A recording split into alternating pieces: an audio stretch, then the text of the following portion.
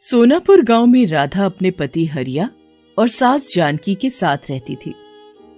हरिया सब्जी का ठेला लगाता था, उसी कमाई से उनका घर चलता था। राधा एक बहुत ही नेक और समझदार औरत थी। वो घर का सारा काम करती और अपने पति और सास की खूब सेवा करती थी। राधा और हरिया अपने सादे से जीवन में बहुत खुश थे, लेकिन राधा की सास जानकी एक दुष्ट औरत थी। वो राधा के हर काम में कोई ना कोई कमी निकालती और उसे ताना देने का कोई मौका नहीं छोड़ती। पर राधा सब कुछ चुपचाप सुनती और अपना काम करती रहती। वो कभी भी पलटकर जानकी को जवाब नहीं देती थी। इसी तरह उनके दिन बीत रहे थे।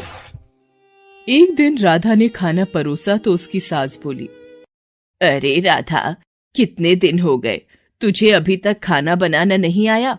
ये क्या बेस्वाद खाना मेरे आगे रख दिया है? क्या हुआ माँ जी?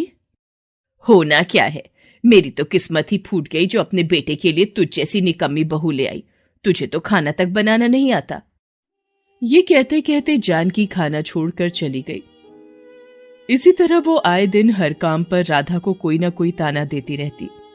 हरिया खूब मेहनत करके सब्जी लाता और दिन भर उसे बेचने के बाद शाम को जब थका हारा घर आता तो उसकी माँ जानकी राधा की बुराइयां लेकर बैठ जाती। बेटा, तू तो सारा दिन घर से बाहर मेहनत करता है। तुझे क्या पता, तेरी बीवी तो मुझे ठीक से 2 वक्त का खाना भी नहीं देती। अरे माँ, क्यों गुस्सा होती हो? मैं उसे समझा दूंगा। अब वो तुम्हारा मनपसंद बना दिया करेगी। हरिया भी कभी अपनी माँ के आगे नहीं बोलता था। दोनों अपनी माँ की बहुत इज्जत करते थे, परंतु जानकी हमेशा राधा के पीछे पड़ी रहती थी और उसे जली कटी सुनाती रहती थी। एक दिन हरिया सब्जी का ठेला लेकर घर को वापस आ रहा था। तभी रास्ते में उसका एक्सीडेंट हो जाता है, जिसमें उसे बुरी तरह चोट आती है। कुछ राहगीर उसे उठाकर अस्पताल ले जाते हैं और उसके घर पर खबर पहुंचा देते हैं। हरिया को काफी ज्यादा चोट आने के कारण और बहुत खून बह जाने के कारण काफी कमजोरी आ जाती है। डॉक्टर राधा को समझाते हैं, देखिए, इनकी हालत ठीक होते होते काफी समय लग जाएगा, क्योंकि इनकी एक टांग पर गहरी चोट आई है, जिस वजह से कुछ महीनों तक इन्हें आराम ही करना होगा। यदि आराम नहीं किया गया तो ये जीवन भर शायद चल ना पाए।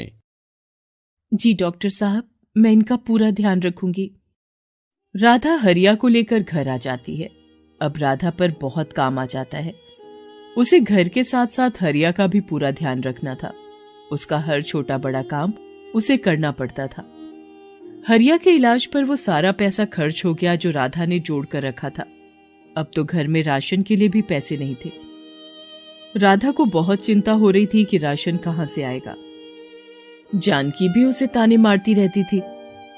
अरे मनहूस, तूने तो अपने पति को अपाहिज बनाकर बिस्तर पर लिटा दिया।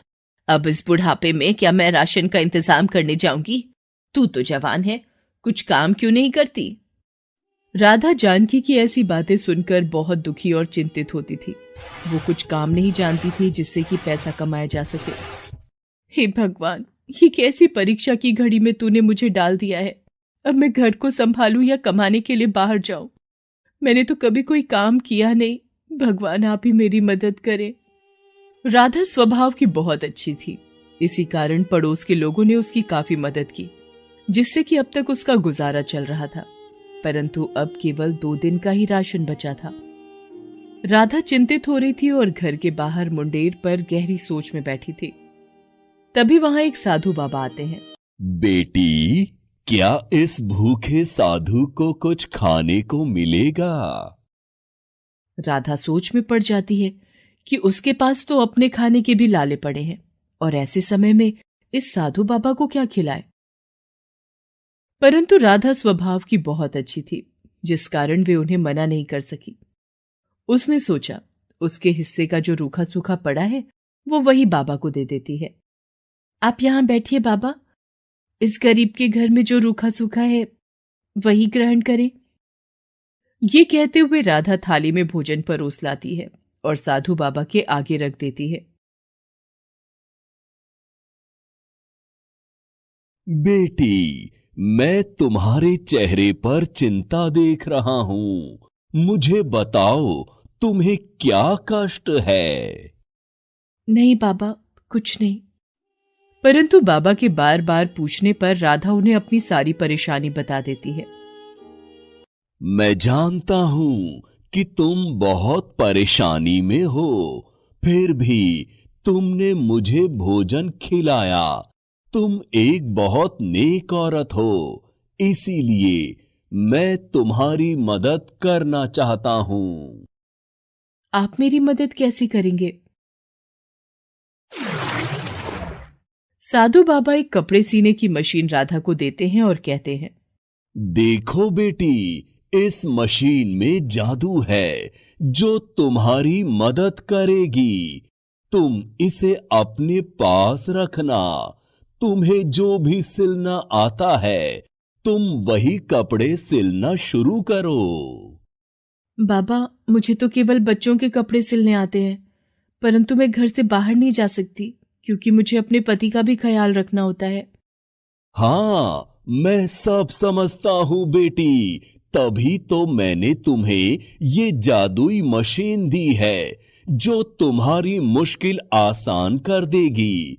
तुम घर बैठे ही बच्चों के कपड़े सिलना, देखना तुम्हें उस काम में खूब सफलता और पैसा मिलेगा, जिससे तुम्हारी सारी परेशानियां दूर हो जाएंगी और तुम्हारी सास भी तुम पर नाराज नहीं होगी।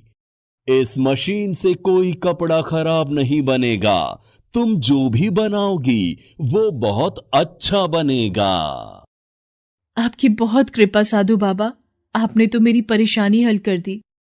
अच्छा, अब मैं चलता हूं। तुम जल्दी अपना काम शुरू कर दो। ये कहते हुए साधु बाबा वहां से चले जाते हैं और राधा वो मशीन अपने कमरे में रख लेती है। अगले ही दिन से राधा बच्चों के कपड़े सिलने का काम शुरू कर देती है। आस पड़ोस में कुछ घरों के लिए वो कपड़े सिलती है जो कि सभी को बहुत पसंद आते हैं। अरे बहन, तुमने मेरी बेटी का जो फ्रॉक बनाया था वो मेरी सभी सहेलियों को बहुत पसंद आया। वो सब भी तुमसे कपड़े सिलवाना चाहती हैं। हाँ हाँ, क्यों नहीं, तुम उन्हें मेरे घर ले आना। इस तरह से राधा का काम सभी को बहुत पसंद आता है और उसके पास कपड़े सिलवाने वालों की भीड़ बढ़ती जाती है। बाबा के आशीर्वाद से राधा का काम खूब फलने फूलने लगता है। अब वो घर पर रहकर ही अपने पति का ध्यान भी रखती और कपड़े सिलने का काम भी करती है। इस तरह काम चलने के बाद राधा के घर में खूब पैसे आने लगते हैं और उनके घर में किसी चीज की कोई कमी नहीं रहती। वो अपने पति और सास के लिए खाने पीने की खूब चीजें लाती है। उसकी सास उसे किसी प्रकार का ताना नहीं दे पाती। हरिया की तबीयत भी दिनों दिन ठीक होती जाती है और वो एक दिन राधा से कहता है, राधा, अब मेरी तबीयत काफी ठीक हो गई है। मैं भी तुम्हारे साथ तुम्हारे काम में मदद कर सकता हूं। तुमने मेरी इतनी सेवा की और मेरे घर माँ का भी ध्यान रखा, साथ साथ तुमने ये काम भी चलाया। मैं तुम्हारा शुक्रिया अदा करना चाहता हूं। ये सब बातें सुनकर राधा की सास भी शर्मिंदा हो जाती है और अपनी बहू से कहती है, बेटी, मुझे माफ कर दो। मैंने तुम्हारी काबिलियत पर हमेशा शक किया और तुम्हारे हर काम करने के बाद भी मैंने तुम्हें ताना ही मारा, परंतु आज तुम्हारी वजह से मेरा बेटा भी ठीक हो गया और हमारे घर में किसी चीज की कोई कमी भी नहीं रही। अरे माँ जी, आप माफी क्यों मांग रही हैं? ये मेरा ही घर है, आप लोग मेरे अपने हैं। मेरा फर्ज बनता है कि मैं इस घर का पूरा ध्यान रखूं और मैंने पूरी कोशिश भी की। बस आप दोनों का आशीर्वाद मुझ पर ऐसे ही बना रहे।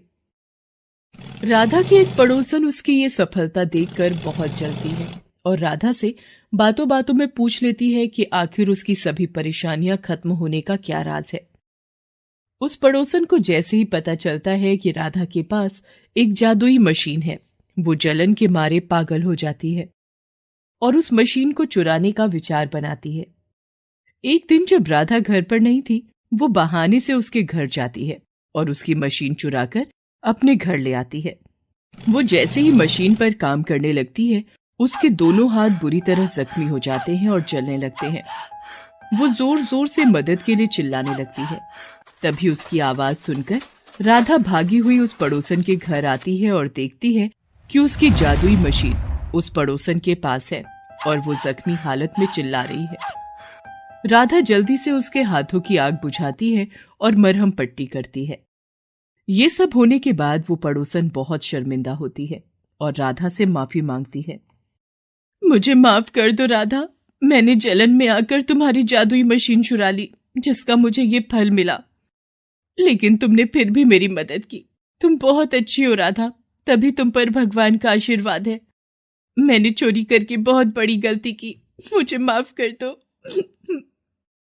नहीं बहन, ऐसी बातें मत करो। गलती तो हर इंसान से हो जाती है। तुमने अपनी गलती मान ली, यही बड़ी बात है। पर मुझसे वादा करो कि आगे से तुम ऐसा कोई काम नहीं करोगी। ये कहते हुए राधा अपनी जादुई मशीन उठाकर अपने घर ले आती है। हरिया भी राधा के काम में ही उसका हाथ बटाने लगता है।